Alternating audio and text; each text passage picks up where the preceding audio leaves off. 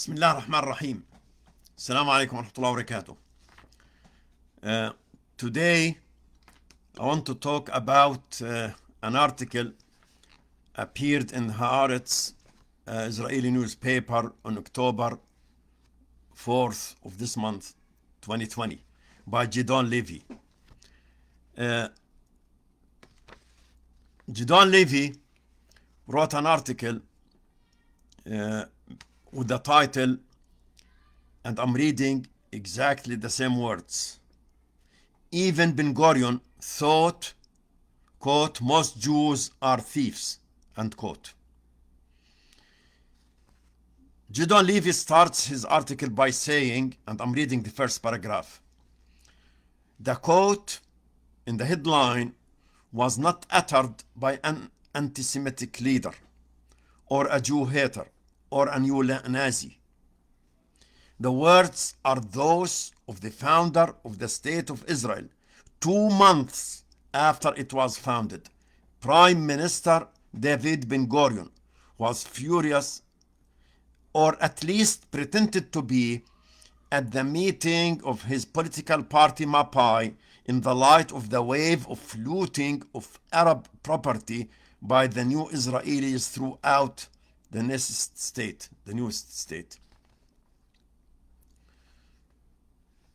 He said that now there is a historian, Adam Raz, wrote about this. The book is with the title, The Looting of Arab Property in the War of Independence. And he said that this should weigh on what is left for the conscience of any proper Zionist and flood us with feelings of deep shame and guilt even after 72 years. He said the authorities turned blind eye on this. And even before Israel managed to destroy most of the houses and wipe from the face of the earth more than 400 villages, came this mass looting to empty them out so that the refugees would have no reason to return. Unbelievable. He described things there that they were looted, and he said this looting, in which almost everyone took part, he said it was many looting. This looting was many looting, small looting, compared to what? Compared to the institutionalized looting of property, houses, villages, and cities, the looting of the land. This is what he says. He concluded, there is no need to read all of it, he concluded saying that those Arabs, they will never be able to see the villages of their ancestors. Israel demolished most of them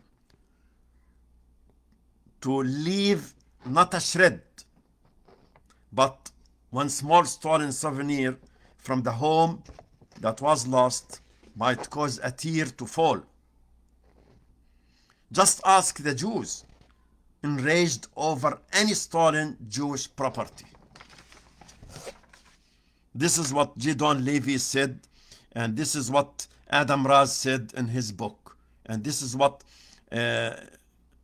his name, David Ben Gurion, admitted. And what Gidon Levy said is that this theft is nothing, is mini theft compared to the macro, to the major theft, to the institutionalized theft in which the whole country was stolen. I'm mentioning this because we know this. We know the institutionalized theft happened after the Balfour Declaration, after the Palestine became under the British mandate, and British troops entered there and started preparing for the migration of Jews from different places in the world, and giving them settlements, giving them weapons, giving them protection while at the same time they went after the indigenous people. No one from the indigenous people was allowed to have a small piece of, even if it is personal weapon. Immediately they will be sentenced to the death. So this is the institutionalized theft that occurred.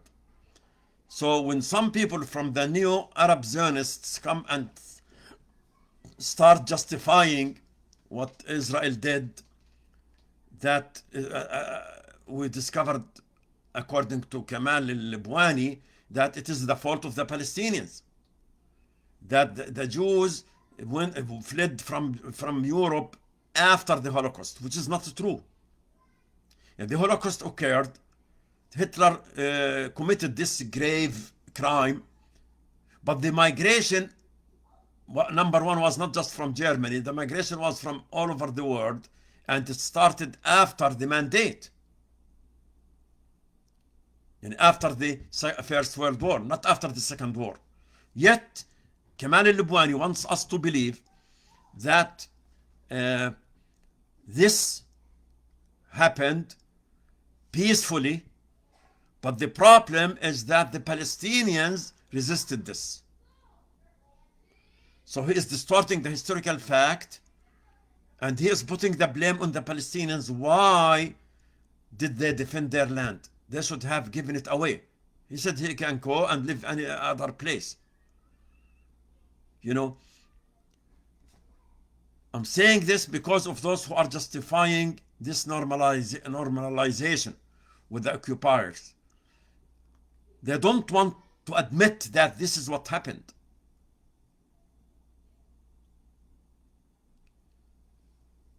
And they want, the shuyukh want from us to think that this is for the political interest of the country.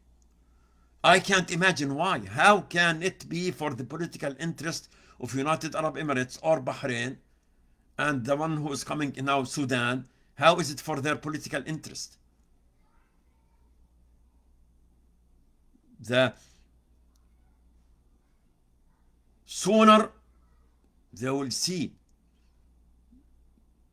the greedy, the institutionalized greedy, which Gidon Levy said, he said it was not just out of greedy, this looting which happened, but rather it was people realized that they were part of major operation meant to expel Palestinians out from their homes, ethnic cleansing them, like Pan Pape wrote in his book, the ethnic cleansing of Palestinians. So this is the reality of it. So we need to know that it's not a dispute over a piece of property or over a project. It's a dispute about entire country. They came, according to Gidon Pape, they stole the entire country. So you are making normalization with such an entity. And I mentioned Sudan because the news now talking about Sudan. Maybe they will join now. They want to join before the elections so that they will give, give Trump another election marginship, so that he will convince people that he is the deal maker. Actually, he made the situation more complicated. When he recognized Jerusalem, he didn't solve the problem. He made it more complicated. When he recognized Julan as being part of Israel, he didn't solve the problem. He made it more complicated. And now getting the Emirates and Bahrain, and he thinks that, okay, there will be no Arab conflict. Assuming so, what about the conflict with the people of the land? You don't count it? It is the conflict, which Sudan now is trying to join, and there is a new fatwa from the head of the fatwa department in Sudan, Sheikh Abdurrahman Hassan Hamid, he says that it's allowed, it's okay. Although the Fiqh Council there said it's haram. But the military there will not care about the fatwa that says it's haram. They will stick to the fatwa that says it's halal. Always the leaders will stick to the fatwa that resonates with what they want. So this is what concerns us. Wallahi, this is a crime more serious than the loss of Palestine. Because here we lost our intellect, we lost our frame of reference, our reference point. Islam is more valuable than anything else. We lost Islam. Islam is no longer our reference point, or our point of reference. Not anymore. This is more serious. When you hear fatwas from here and there, selling deen very cheap, I'm sorry to say this is more serious than selling the land. If the land is stolen, sooner or later it will come. History told us that this area was under the occupation of the Crusaders over than 100 years, and the Crusaders gone, and the land remained. And history tells us that that Algeria remained under the occupation of France for 130 years. And the occupation is gone and Algeria remained. So the occupation will not stay forever. And the slap at times will come from your own people. This is a slap coming from Gidon Levy, and a slap coming from another person, Adam Raz, in his book. It came from Pelid, the son of the general. Came from what's his name? Another author. His name is Ofar Adrit. Wrote also another article. One slap after another, telling the truth. People somehow they have integrity, so they will figure out what's right, what's wrong. You can cheat some people all time. You can cheat all people sometime, but you will never be able to cheat all people all time. The other day I talked about the one who talked about the apartheid in Palestine. He said, when I was in the kibbutz at the beginning, I didn't know what I was doing. But later on, I realized that, wait a minute, for every banana tree I have to plant, I have to take away a tree of olives. He said, I realized, wait a minute, what a crime I'm doing. And till now, they are going against the Palestinians in their livelihood. Nowadays is the season to collect the olives. They will start harassing them. They will close the areas. They will do everything so that the Palestinians will not get their olives. That will, and if a Palestinian has an olive farm, that will give him maybe his income for the entire year. If he didn't sell olives, he will not put food at the table for his children. This is the way people are living there from day to day, depending on their farm or on their store and this and that. So people will find, at the end, the truth. And who is going to be the loser? Al-Libwani or Abdurrahman Hassan Hamid or bin Bayya, or those who are justifying the treason. So we need to realize that, wait a minute, you know what, at times I said the slap comes from within. Macron last week talked about Islam is in a crisis, and at the same time, after 1 week after that, a lady was hostage in Mali, was released, and Macron went to welcome her at the airport. Soon after the plane landed and she walked towards Macron, she was with head cover, which Macron hates. Now he doesn't want any woman in France to have head cover. She told him, you need to realize, I want to let you know that from now on, I am a Muslimah. I'm a Muslimah and my name is Maryam, not Sufi. Macron was supposed preparing to give a speech to follow up with his project against Islam. He thinks that he can extinguish Kalimatullah. The answer came immediately from within, from a French lady, telling him, wait a minute, I am a Muslimah. What are you going to do? He can't do nothing. He just left. Cancelled the press conference, cancelled the speech, everything. So there will be people will awake. Muslims and non-Muslims. Gidon Levy is not Muslim. The son of the general is not Muslim. Jan Papin is not Muslim. There is a movement. People will awake.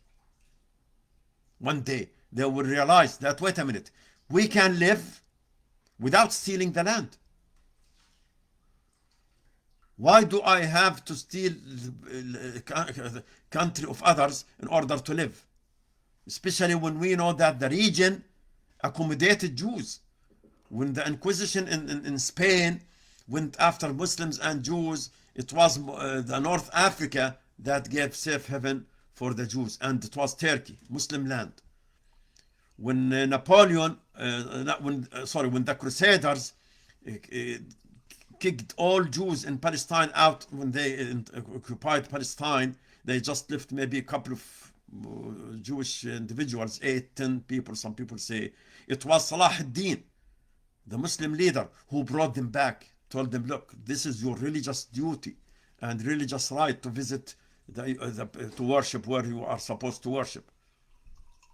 So people will see this sooner or later, and the haqq will prevail sooner or later, inshallah Rabbil Alameen. But the losers will be those who lost Islam as their point of reference. This is more precise than the country itself.